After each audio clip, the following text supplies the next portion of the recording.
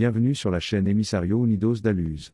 Si vous aimez cette histoire d'expérience de mort imminente, pensez à l'aimer et à vous abonner à la chaîne. Commençons maintenant par l'histoire. En tant que scientifique, j'ai toujours cru que l'univers fonctionnait comme une harmonie de mécanismes observables. En raison de ma conviction que la réalité devait être visiblement évidente, je ne croyais pas en Dieu ni au surnaturel. En grandissant, mes parents, bien que même religieux, m'ont encouragé à remettre en question la validité et l'efficacité des croyances religieuses plutôt que de les accepter aveuglément. C'est la fascination de mes parents pour la science qui a galvanisé mon intérêt pour le sujet, et la raison pour laquelle, au fil du temps, j'ai fait de la science ma priorité. Mais tout cela allait changer avec ce qui a commencé comme une appendicite aiguë. Le jour de l'opération pour enlever mon appendice, la peur de ne pas me réveiller a pris le dessus sur mon sang-froid stoïque, et dans ce tourbillon d'émotions dans lequel je me suis retrouvé emporté, je me suis demandé si mon heure était vraiment venue. Enveloppé de calme pendant que l'anesthésie faisait effet, mon monde s'est assombri avant que je ne m'éveille dans une étendue noire sans limite. Dans le néant paisible au-delà du temps et de l'espace et même au-delà de toute perception de soi en tant qu'individu, j'ai trouvé la paix dans la solitude et dans le fait d'être libéré des préoccupations inhérentes à l'existence corporelle. Après quelques instants ou des éons, une lumière chaude et nacrée a commencé à envahir l'obscurité, une lumière dont la source m'attirait irrésistiblement car elle appelait mon essence. Soudain, j'ai commencé à entendre l'écho de voix lointaines et étouffées, des voix dont le ton transmettait un sentiment d'urgence, parlant dans ma langue maternelle mais sonnant, dans mon état désincarné, comme une langue étrangère.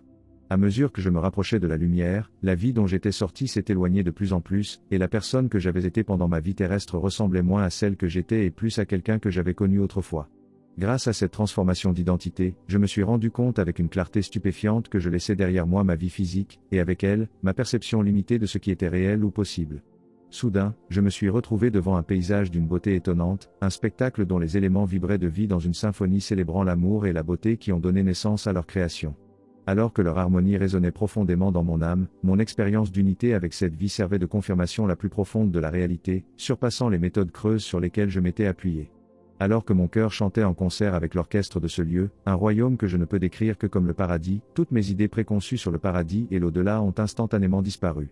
Dans cet endroit où la vivacité et la profondeur des couleurs surpassent les teintes ternes caractéristiques du royaume physique, chaque aspect de l'expression de ces éléments défiait ce que nous, sur Terre, comprenons comme étant les lois de la nature. Alors que l'harmonie de leur expression résonnait dans mon cœur, des êtres chers depuis longtemps disparus sont apparus devant moi, leurs visages illuminés de joie et d'amour. Tandis que ma grand-mère, que je n'avais pas vue depuis mon enfance, et les autres m'accueillaient et me prenaient dans leurs bras, un amour et une acceptation inconditionnelle envahissaient mon être, m'envahissant d'émotions comme je n'en avais jamais ressenti. Tandis que leur présence comblait les vides de mon cœur, des vides dont j'ignorais l'existence, ils parlaient d'amour et de leçons apprises et partagées d'une voix mélodieuse qui apaisait et élevait mon âme. Plongé dans la grandeur de l'amour pur irradié par ceux que je pensais avoir perdus, mon incrédulité me semblait non seulement sans importance, mais mesquine et insignifiante. En explorant ce royaume d'une beauté impossible avec ma grand-mère, j'ai vu la nature, dans une symphonie de musique, célébrer la vie tandis que les forêts d'arbres chantaient dans la brise. J'ai vu près des rivières qui scintillaient de l'essence de la vie la présence impressionnante des anges, qui, en nous remarquant, nous ont rejoints. Les anges, ou êtres de lumière, comme ils préfèrent être appelés, parlèrent de la nature de la vie et de l'univers, expliquant que l'amour est la force fondamentale qui lie toute la création. Bien que mon esprit se soit rebellé contre une thèse aussi simple, mon cœur reconnut la vérité dans leurs paroles. Ils m'expliquèrent que le paradis n'était pas une destination, mais plutôt un continuum à travers lequel l'âme expérimente des niveaux toujours plus élevés à mesure que sa conscience s'élargit. Puis les anges me montrèrent une bibliothèque avec des étagères qui s'étendaient à l'infini, expliquant que chaque livre était l'histoire du voyage d'une seule âme à travers le cosmos. C'est là, dans cette salle de la connaissance, que j'allais vivre l'expérience la plus profonde de mon existence, une révision de vie. Au cœur de cette bibliothèque céleste, ma grand-mère me guida vers un espace à la fois intime et infini. C'est dans cet espace que j'allais voir ma vie se dérouler, non pas en tant que spectateur mais en tant que participant, ressentant non seulement mes propres émotions mais aussi celles de tous ceux avec qui j'avais interagi. La révision commença et je vis ma vie d'un point de vue omniscient mais profondément personnel. Chaque instant, du plus banal au plus monumental, était mis à nu.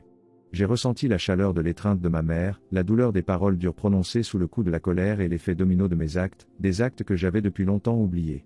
J'étais submergé par un raz-de-marée d'émotions en réponse à des souvenirs qui confirmaient continuellement l'interdépendance de chaque vie que j'avais touchée.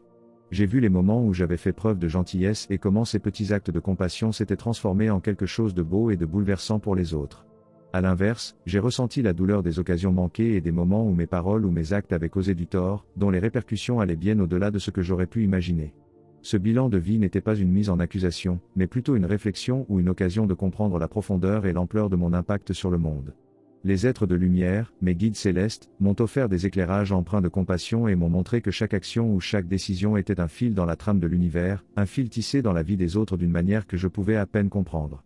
Dans mon état de profonde réflexion vers la fin de la revue de vie, ma grand-mère et les êtres de lumière m'ont offert réconfort et sagesse, m'aidant à traiter ce que j'avais vu. Ils ont parlé de l'amour comme de l'essence de l'univers, une force qui transcende le physique et imprègne chaque aspect de l'existence. J'ai également appris que la foi ne consistait pas à adhérer à un dogme mais à ouvrir son cœur à l'amour et à la compassion. Ils m'ont appris que le divin n'était pas une entité distante qui jugeait de loin, mais plutôt une présence en chacun de nous, nous guidant vers une image de soi toujours plus élevée. Ces leçons, si simples mais si profondes, ont remis en question tout ce que je croyais sur le monde et ma place dans celui-ci, me faisant réaliser que mon athéisme, tout en servant de construction et d'impulsion pour rechercher la vérité, avait également agi comme un obstacle à la compréhension des mystères les plus profonds de l'existence, ceux que la science seule ne pouvait expliquer. Quand est venu le moment de décider de partir ou de rester, j'étais déchiré entre mon désir de rester dans le royaume céleste et mon désir de retourner à ma vie terrestre. Entouré d'amour et de compréhension, j'avais trouvé une paix dont je n'avais jamais su qu'elle manquait à ma vie, et pour cette raison, je désirais si profondément rester dans le royaume céleste. Autant je désirais rester, autant je pouvais aussi sentir l'appel de mon essence qui invitait mon âme à retourner sur terre pour s'occuper des affaires inachevées qui m'y attendaient. Les êtres de lumière m'ont expliqué que, comme ma vie et mon voyage dans l'univers, le choix m'appartenait à moi seul. Ils m'ont expliqué que si je choisissais de rester, je pourrais continuer mon exploration des mystères de l'univers du point de vue de la vie de l'autre côté, mais que si je devais retourner sur Terre, je serais armé des connaissances et des idées que j'aurais acquises pendant mon séjour et que je pourrais utiliser pour faire une différence dans le monde. Ce fut la décision la plus difficile que j'ai jamais prise et, en fin de compte, j'ai choisi de revenir car il me restait tant de choses à faire et il y avait tant d'occasions de répandre l'amour et la compréhension que j'avais partagées dans le royaume des cieux. Avec la promesse de me souvenir et de partager les leçons que j'avais apprises, je suis retourné dans le vide et vers ma vie sur Terre. Je me souviens m'être réveillé dans la chambre d'hôpital au son des bips des machines, à l'odeur stérile de l'antiseptique et aux expressions de joie et de soulagement sur les visages des membres de ma famille. Mon corps me faisait mal, ce qui me rappelait brutalement les limites physiques que j'avais brièvement transcendées.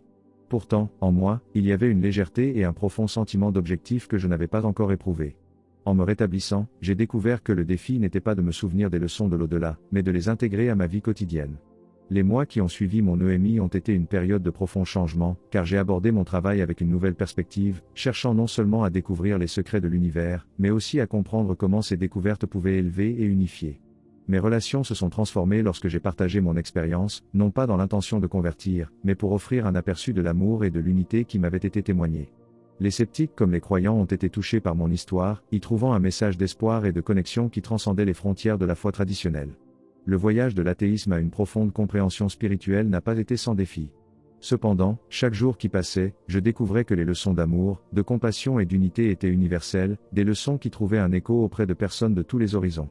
En partageant mon histoire, j'espère offrir non seulement la preuve de l'au-delà, mais aussi un témoignage du pouvoir de l'amour à transformer et à guérir. Mon voyage au-delà de la mort m'a appris que le divin ne se trouve pas dans les pages de textes anciens ou dans les salles de culte, mais plutôt dans les simples actes de bonté que nous nous offrons les uns aux autres. C'est une leçon que j'emporte avec moi, un phare dans un monde qui, aujourd'hui plus que jamais, a besoin de la chaleur de la compréhension et de l'éclat de la compassion.